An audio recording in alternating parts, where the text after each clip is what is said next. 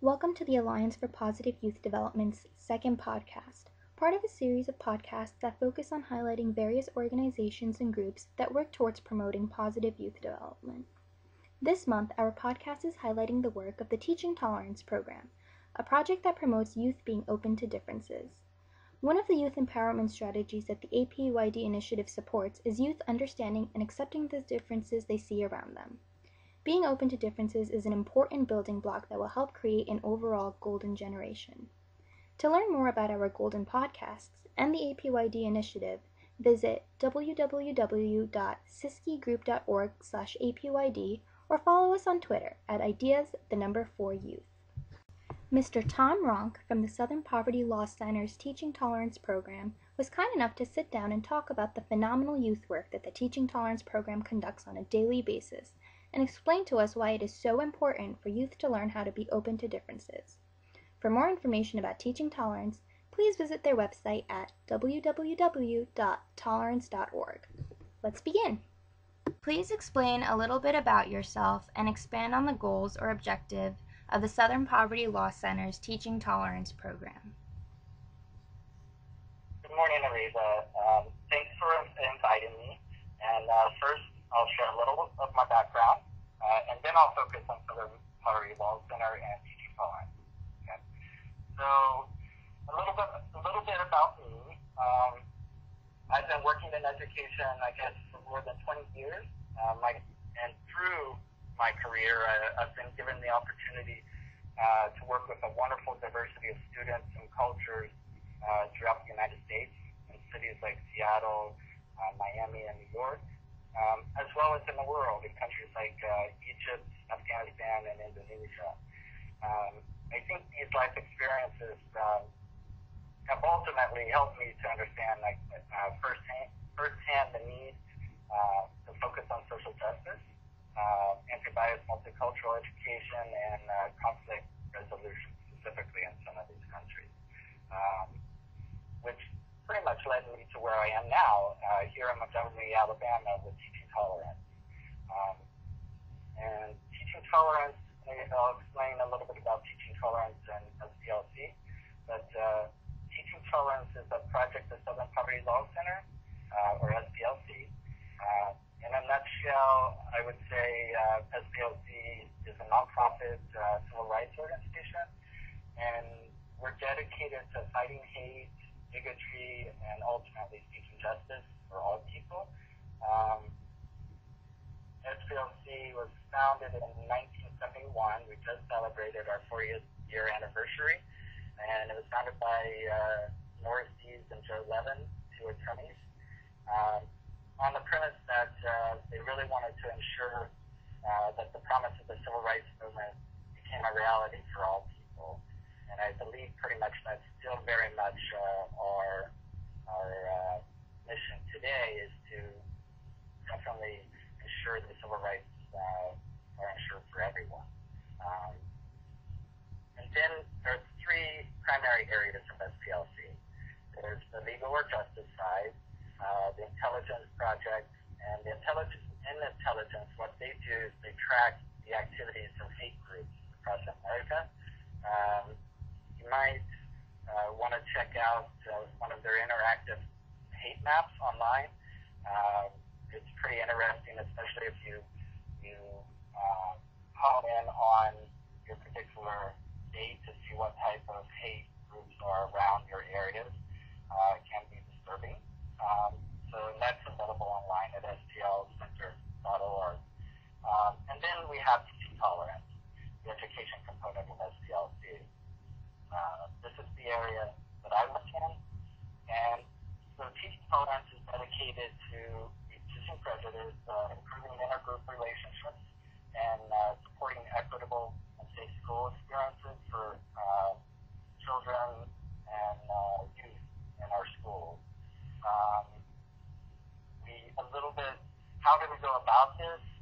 What we do is we provide a lot of educational materials to teachers, counselors, librarians, administrators in the United States. We publish a magazine called Teaching Tolerance. It's sent to around 450,000 teachers twice a year, and then tens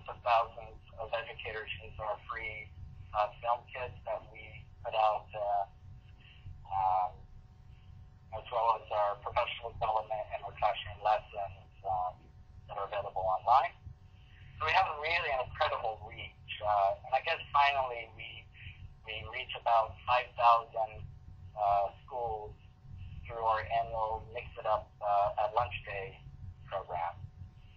So through all of these different programs, I think and firmly believe that we're making a significant impact on improving the school climate and lives of all students.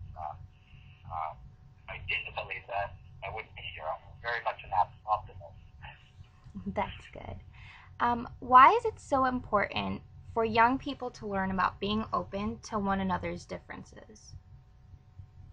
Okay, I mean, aside from the enriched life experiences we gain from having friends and interacting with people from different cultures or backgrounds or experiences from ourselves, there are numerous studies that show that the more we have positive cross-group contact with others, our biases and misperceptions begin to fall away. So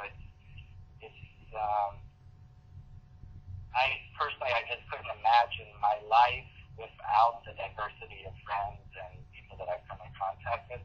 It definitely makes me a much stronger person and much more accepting and understanding of others in areas that I might not have ordinarily been comfortable, and maybe still not comfortable, but at least now I can reach out and have the dialogue to bridge some of those understandings. Absolutely. What is unique about the Teaching Tolerance program, or rather, what are the best practices that the program uses to help youth be more aware of one another's differences? Okay, that's a good question, Aretha. I think what I would like to focus on is the Mix It Up Our Lunch Day campaign that I mentioned earlier, and just I'll tell a little bit about that. The concept of Mix It Up Our Lunch Day started by when we gathered information from students and schools, and through that information, these different surveys, we identified that the cafeteria at schools is a place where often divisions are really noticeable, more so than some other places. And I think all of us can relate to that if we reflect on when we go into a school cafeteria now or in the past, as in my case. We always have the same group of friends. We rarely mingled with this group or that group, whether it's the band group or the sports group or whatever the clique might have been. So because of that, what we decided was to start hosting every year what's called Mix It Up a Lunch Day campaign to try to encourage students to move out of their regular social groups where they're very comfortable and where they might sit and interact most often, and connect them with someone over lunch that they didn't know or they wouldn't ordinarily interact with. And so the next Mix It Up at Lunch Day will be October 30th, and we have online quite a few materials to help teachers and students organize a Mix It Up at Lunch Day, from before the event to have activities for the day, and then even follow-up activities. I love that idea. I wish we had a Mix It Up at Lunch Day when I went to high school, but we didn't, but I do wish we did.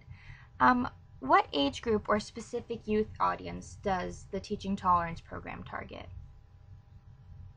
Yes, for example, our program itself is really, our audience are, we send to teachers. I mean, our audience are teachers, but ultimately,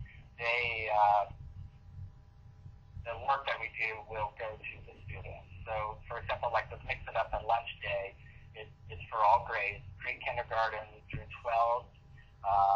Many colleges also participate. There's really not an age limit. It's certainly possible, and it has been done, to implement a program like Mix It Up in organizations, companies, and communities. So, for example, where you mentioned at your school, if you wish you would have one, it's certainly possible now create in some of the environments where you might see that it's not as diverse as it could be, to create opportunities there. That's pretty good. But so even though our program is really meant for K-12 teachers to take on to the classroom, I think numerous people can benefit from teaching tolerance and our resources to modify and adapting the messages. Being open to differences is a great way to meet new people, learn about different cultures, and become an overall more tolerant and understanding person.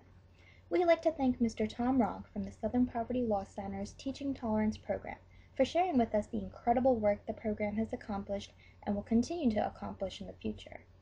Once again, to get involved with the Alliance for Positive Youth Development and learn more about our goals and initiative, visit us at www.siskigroup.org/APYD or follow us at ideas4youth on Twitter. Stay tuned for the next installment in the Golden Podcast series, and we hope this podcast has gotten you interested in mixing it up and meeting new people.